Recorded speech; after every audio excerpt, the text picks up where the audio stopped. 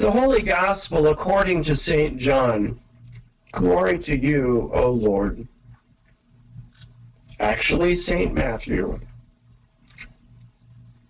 When Jesus saw the crowds, he went up the mountain, and after he sat down, his disciples came to him. Then he began to speak and taught them, saying, Blessed are the poor in spirit, for theirs is the kingdom of heaven. Blessed are those who mourn, for they will be comforted. Blessed are the meek, for they will inherit the earth.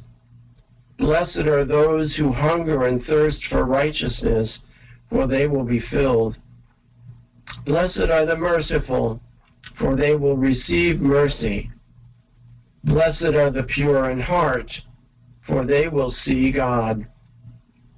Blessed are the peacemakers, for they will be called children of God.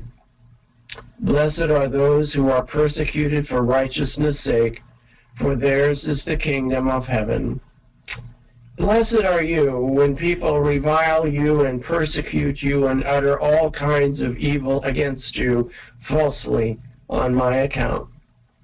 Rejoice and be glad, for your reward is great in heaven, for in the same way they persecuted the prophets who were before you.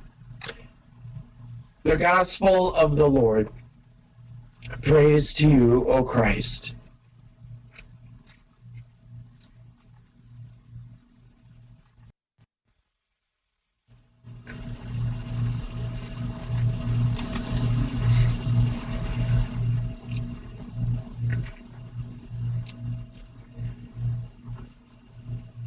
When it comes to All Saints, the Church has a wealth of stories about those who have gone before us in the faith.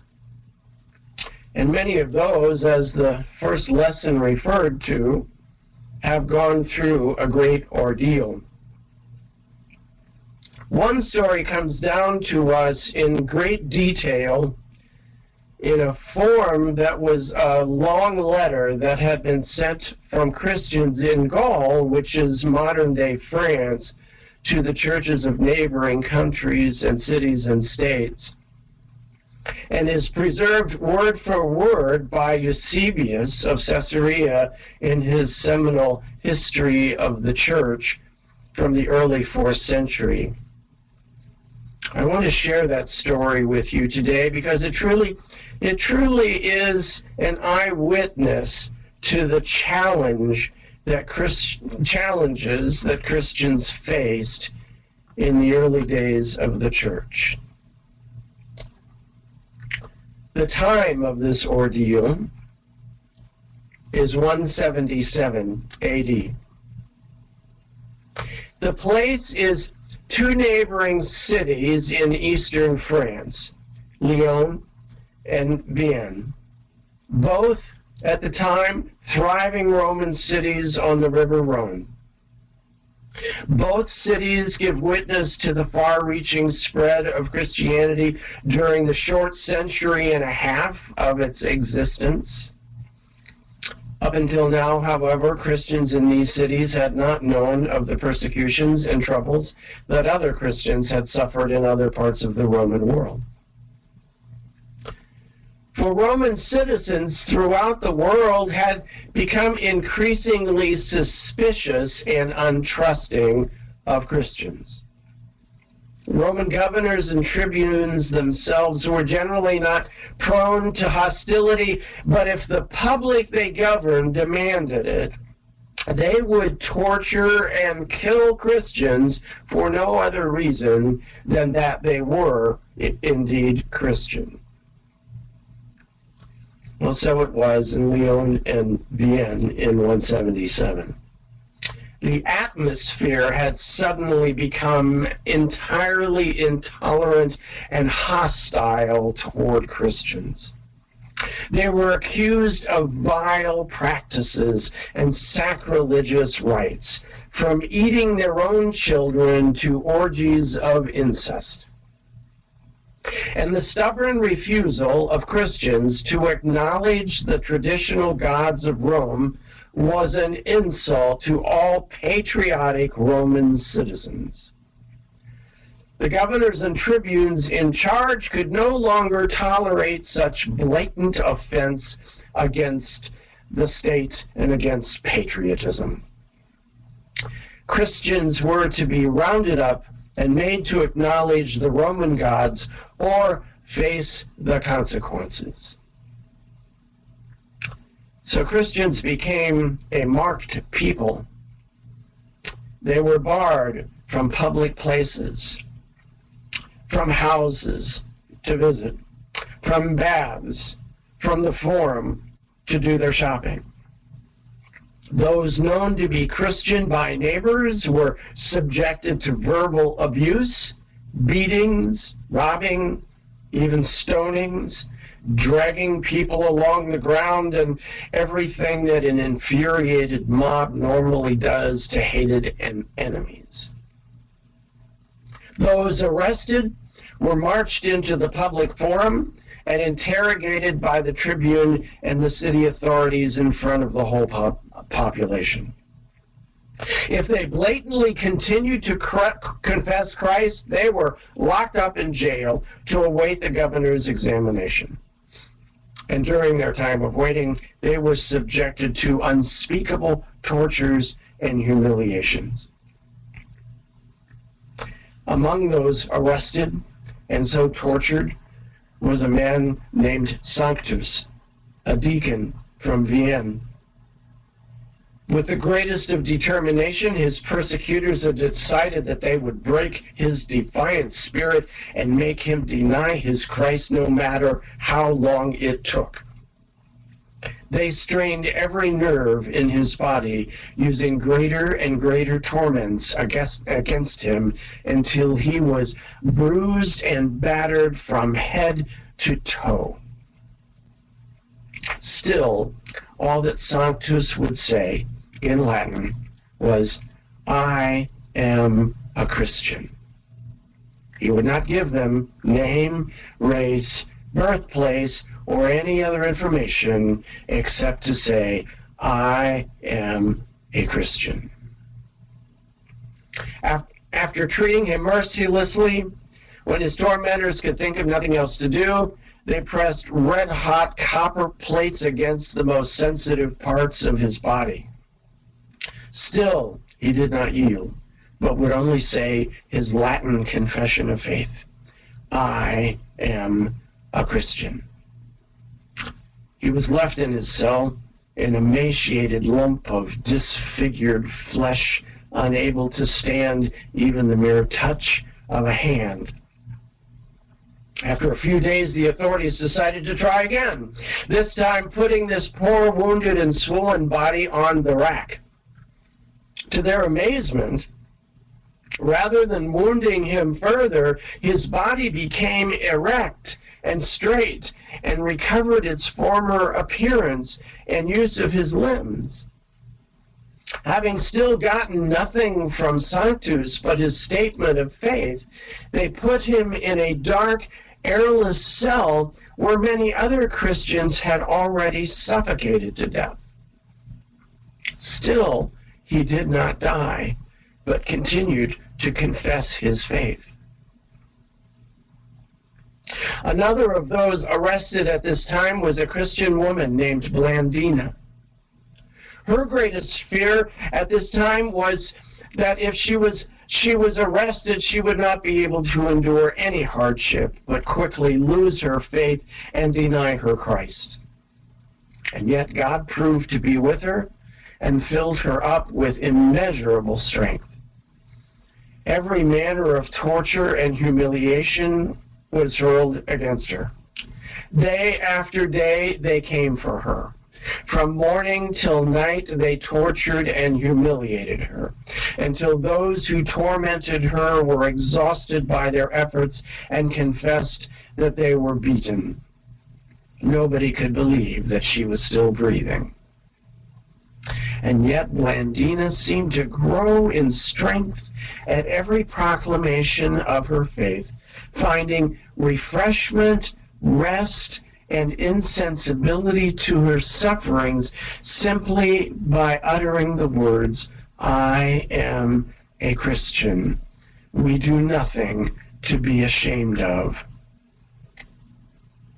At long last, Blandina was taken along with Sanctus and others to the public arena where the gladiatorial games were played.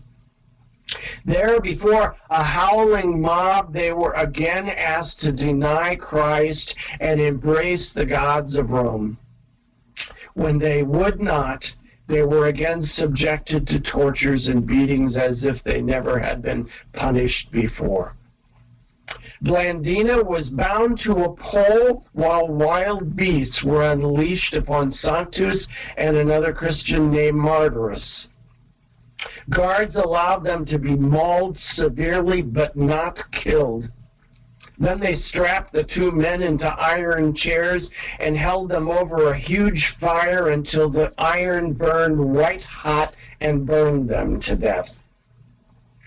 Never once, however, did Sanctus ever cry out or say anything except what he had always been saying in Latin, "I am a Christian."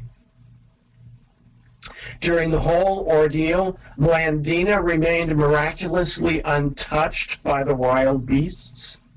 Indeed, as she hung from the pole, many thought her body looked like the shape of a cross.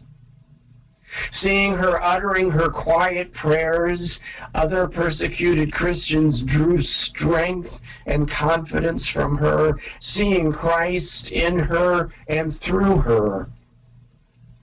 By the end of the day, Blandina was still unharmed. So they cut her down and threw her back in jail until another day. While there, she continued to give strength and encouragement to her Christian brothers and sisters. Over the next few days, Blandina and others watched as more and more Christians were mauled to death and burned in the arena. The authorities hoped to break the wills of those who watched and get them to deny Christ. And certainly there were those who could not stand it and did deny Christ, but not Blandina. On the final day, Blandina was again taken into the arena. With her this time was a Christian boy of 15 named Ponticus, along with many others. Again, they were asked to deny Christ and embrace the Roman gods, and again they all refused. The crowd went wild and found no pity for either woman or youth. Every horror and punishment was inflicted while they were asked again and again to deny Christ. They would not.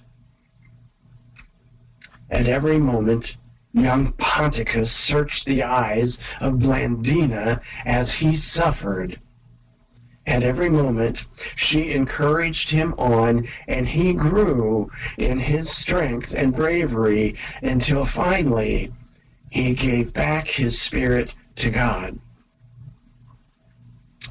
Blandina was herself the last to remain. She endured the whips. She endured the beasts. She even endured the burning chair. Still, she was alive. Finally, they dropped her into a net and threw her to a bull.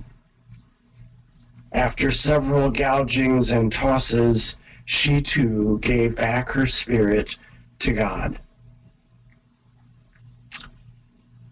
Christians from the time narrating this story of these martyrs in their circular letter said of her, "Last of all, like a noble mother who had encouraged her children and sent them before her in triumph to the king, Blessed Blandina herself passed through all the ordeals of her children and hastened to rejoin them, rejoicing and exulting at her departure as if invited to a wedding supper." She was the last of 48 Christians to die for their faith in that place.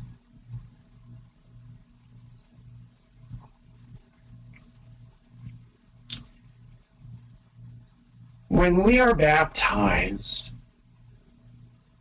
we know not what God may call us into in our lives, nor how God may use us for the sake of the kingdom. But to all, Jesus says the same. Blessed are the poor in spirit, for theirs is the kingdom of heaven. Blessed are the meek, for they will inherit the earth. Blessed are the pure in heart, for they will see God. Blessed are you when people revile you and persecute you and utter all kinds of evil against you falsely on my account. Rejoice and be glad, for your reward is great in heaven. For in the same way they persecuted the prophets who were before you. Amen.